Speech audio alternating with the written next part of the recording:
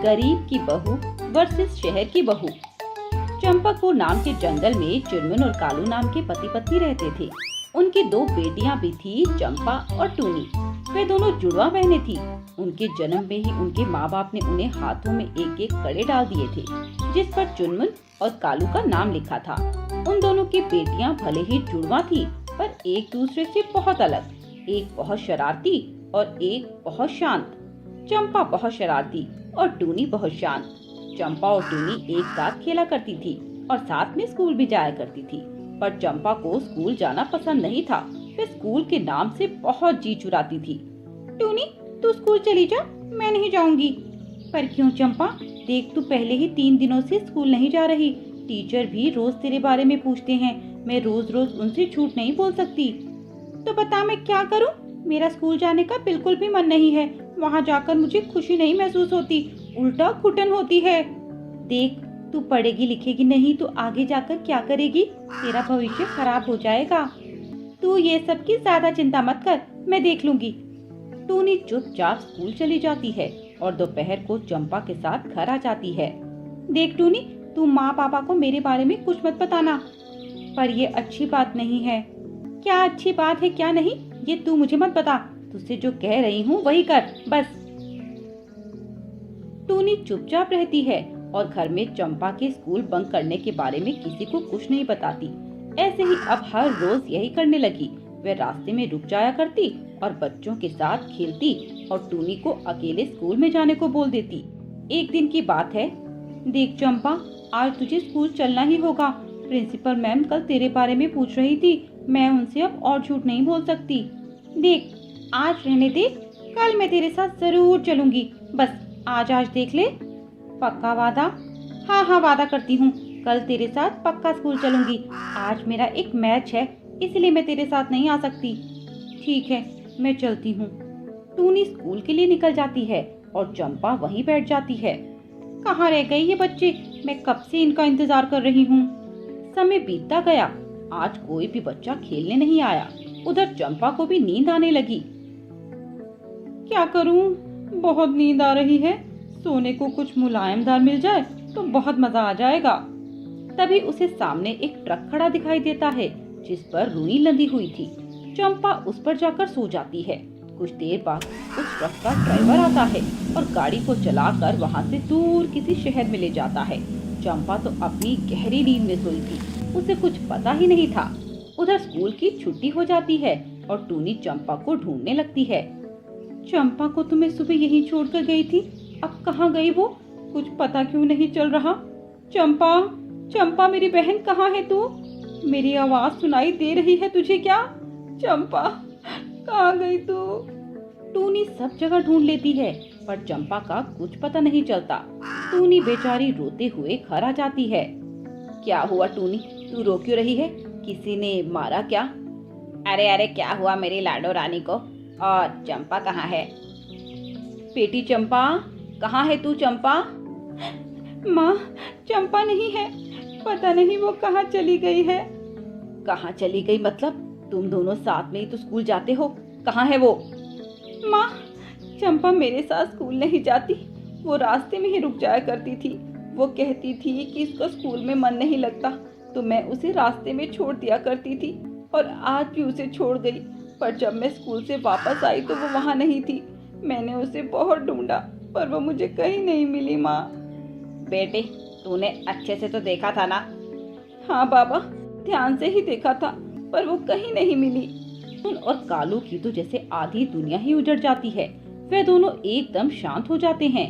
तब टूनी के चाचा घर पर आते हैं। भाई साहब, हिम्मत मत हारिए, हम पुलिस में कंप्लेंट कर देते हैं। क्या पता चंपा बिटिया का पता चल जाए। सच में मेरी बेटी मिल जाएगी ना रॉकी? हाँ भाई साहब, भगवान पर विश्वास रखिए, सब ठीक हो जाएगा। कालू और रॉकी पुलिस में जाकर चंपा की गुमशुदगी की रिपोर्ट कर देते हैं।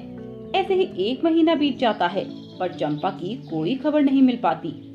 कालू जी, मैंने आपकी बेटी को ढूंढने की बहुत कोशिश की, पर उसका कुछ भी पता नहीं चल पाया। हमें माफ कर दीजिए। भाई, आप हिम्मत मत हारिए, एक ना एक दिन चंपा बिटिया का पता जरूर चल जाएगा। उधर चंपा एक अनजान शहर में पहुंच चुकी थी, जहां वो किसी को बिल्कुल नहीं जानती थी। ये मैं कहाँ आ गई हूँ? ये तो मेरे गांव जैसा नहीं लगता। भाई, ये कौन सी जगह है? यह मुंबई शहर है। क्यों, आप नहीं जानती? आप कहाँ से हैं? मुझे नहीं पता, मैं यहाँ कैसे आ गई? मैं तो अपने गांव में थी। ऐसा करो, तुम यहीं रुको और अपने गांव जाने वाली बस में बैठ जाना। चंपा को पता नहीं था कहाँ जाना है और कैसे जाना है, और ऊपर से उसे भूख भी लगी थी। खाने की तलाश में वह रोड पर आ जाती है। तभी वहाँ से जा रही एक तेज रफ्तार गाड़ी से उसकी टक्कर हो जाती है। उसका सर फट जाता है और वह वहीं गिर जाती है। पास में जा रही एक गौरी नाम की पक्षी औरत उसे अस्पताल ले जाती है और उसका इलाज करवाती है। चंपा को होश आता है। मुझे अपने घर जाना है, मुझे मेरे घर जाने दो। बेटी चुप हो जाओ। देखो, रोना तुम्हारी सेहत के लिए अच्छा नहीं है। पहले से ही तुम्हारी तबीयत बहुत खराब है। आंटी, मुझे मेरे घर जाना है, मुझे मेरे घर ले चलो ना। ठीक है, तुम्हारे गांव का क्या नाम है? चंपा को अपने गांव का नाम तक नहीं पता था। क्या हुआ बेटी, बताओ ना, क्या नाम है तुम्हारे गांव का? मुझे याद नहीं आंटी। क्या अब मैं अपने घर कभी नहीं जा पाऊंगी? क्या मैं अनाथ हो गई हूँ? नहीं बेटी, ऐसा नहीं, मैं तुम्हारे साथ हूँ ना। आज से तुम मेरी बेटी हो। गौरी चंपा को गोद ले लेती है और उसका पालन पोषण करती है। ऐसे ही 20 साल बीत जाते हैं। टूनी अब बड़ी हो जाती है। चुनमुन और कालू उसकी शादी के लिए अच्छा सा वर तलाश रहे थे। देखो भाग्यवान, पंडित जी ने एक लड़के की फोटो भेजी है। लड़का शहर में सेटल है और सॉफ्टवेयर इंजीनियर है। लड़का तो अच्छा है और शहर में रहता है, तो ये तो सोने पे सुहागा हो गया। हाँ वो तो है, पर चुनमुन इसकी मांग बहुत ज्यादा है। कितना दहेज मांग रहे हैं जी? 10 लाख कैश और एक 4 पहियों की गाड़ी मांग रहे हैं। मांग तो बहुत ज्यादा है, हम गरीब इतना दहेज कहाँ से ला पाएंगे? चुनमुन, ऐसे लड़के बार बार नहीं मिलते। अपनी बेटी की शादी तो मैं इसी लड़के से करूंगा, चाहे मुझे अपना घर ही क्यों ना बेचना पड़ जाए। कालू एक दिन अच्छा सा मुहूर्त निकालकर अपनी बेटी टूनी और सोनू की शादी कर देता है। पंडित जी, 1 मिनट, मंत्र रोको। क्यों भाई साहब, दहेज के पैसे कहाँ हैं? आप तो कह रहे थे कि शादी के समय पूरा दहेज मिल जाएगा, तो कहाँ है 4 पहियों की गाड़ी? समधन जी, पैसे तो मैं आपको दे चुका हूँ, कुछ दिन की मोहलत और दे दीजिए, मैं आपको गाड़ी भी दे दूंगा। ऐसा है तो शादी नहीं हो सकती। चल बेटा उठ, हमें नहीं करनी ऐसे भिखारियों के घर में शादी जो एक 4 पहियों की गाड़ी तक नहीं दे सकते। नहीं समधन जी, ऐसा जुल्म मत कीजिए। दामाद जी को ऐसे फेरों पर से मत उठाइए। मैं कहीं से कहीं पैसों का इंतजाम कर देता हूँ आपको, बस 1 हफ्ता दे दीजिए। सोनू की माँ मान जाती है और टूनी और सोनू की शादी हो जाती है। शादी करने के बाद टूनी भी मुंबई आ जाती है। टूनी की सास बहुत लालची थी और उसे दहेज के लालच में ही टूनी और सोनू की शादी करवाई थी। अगली सुबह की बात है। ए महारानी, जा बाथरूम में पड़े कपड़े धो ले और उसके बाद मेरे लिए खाना बना कर ला। चल उठ। टूनी सारे कपड़े धोती है और खाना भी बनाती है, और उसकी सास इन सब में भी कोई न कोई कमी निकाल देती है। ये क्या है, ऐसे धुलते हैं कपड़े? यही सब सिखाया है क्या तेरी माँ ने तुझे? माँ जी माफ कर दीजिए, गलती से रह गया होगा। गलती से कैसे रह गया? ध्यान कहाँ है तेरा? और खाना बनाया तूने? हाँ माँ जी, बन गया है, आप बैठिए, मैं अभी लाती हूँ। टूनी अपनी सास के लिए खाना लेकर आती है और उसकी सास पहला निवाला लेते ही थाली को दूर फेंक देती है। ये कैसा खाना है? नमक का पूरा डब्बा डाल दिया था क्या तूने? नहीं माँ जी, ऐसा तो नहीं है। जुबान लड़ाती है मुझसे? रुक, तेरी तो मैं अभी खबर लेती हूँ। वह टूनी की डंडों से पिटाई करने लगती है।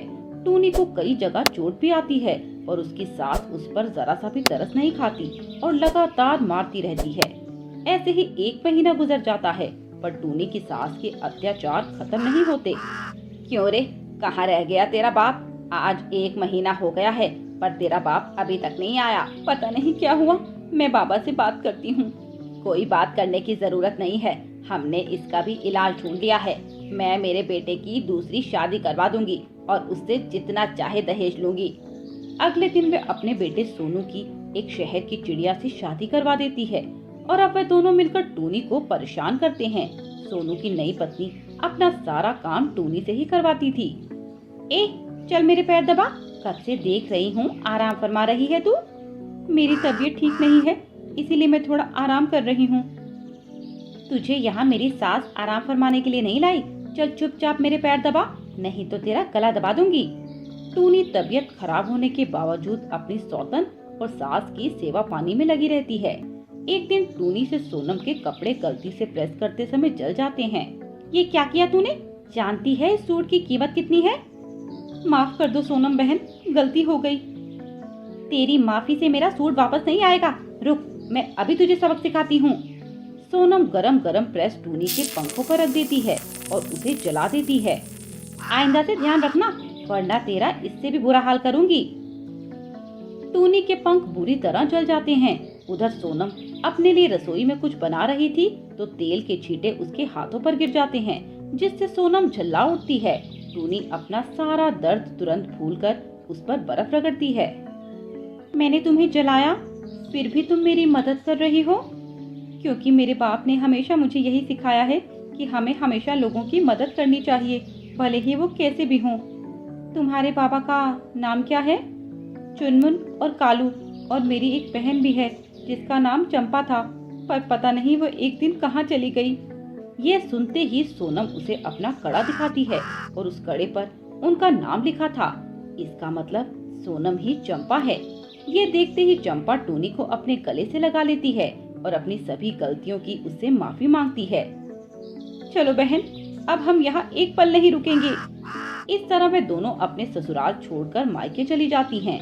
काफी सालों बाद अपनी खोई बेटी को देखकर चुनमुन और कालू फूले नहीं समाते और फिर एक साथ सभी लोग खुशी खुशी रहने लगते हैं।